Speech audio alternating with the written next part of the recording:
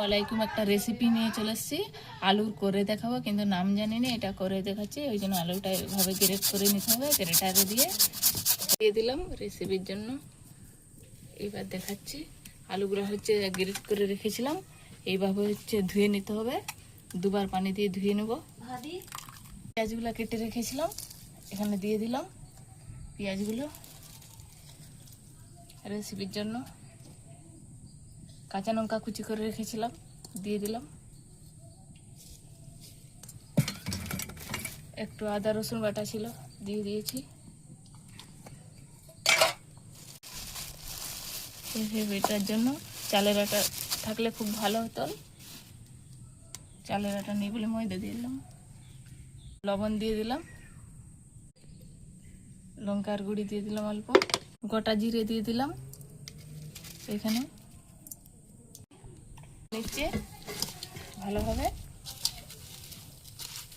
এইভাবে সব উপকরণগুলো মেখে নিতে হবে।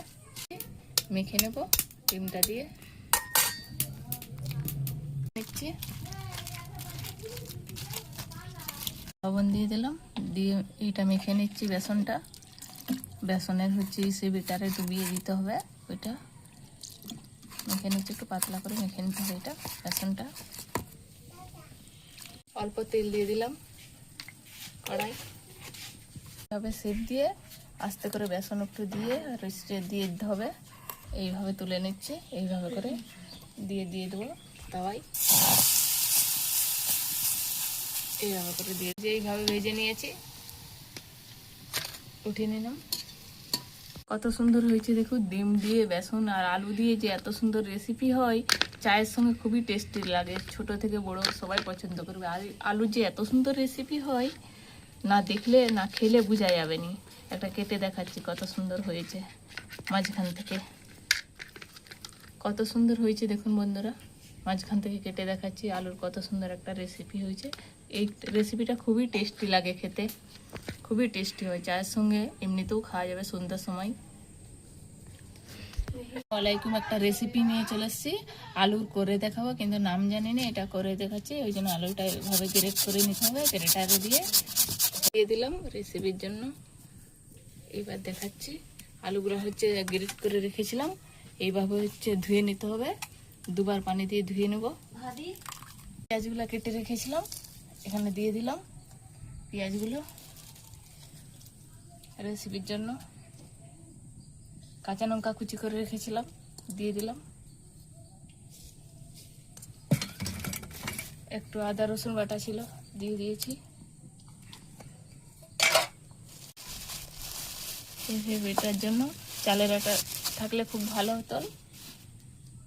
চালের আটা নেই বলে ময়দা দিয়ে দিলাম। লবণ দিয়ে দিলাম, লঙ্কার গুঁড়ি দিয়ে দিলাম অল্প, গোটা জিরে দিয়ে দিলাম। এখানে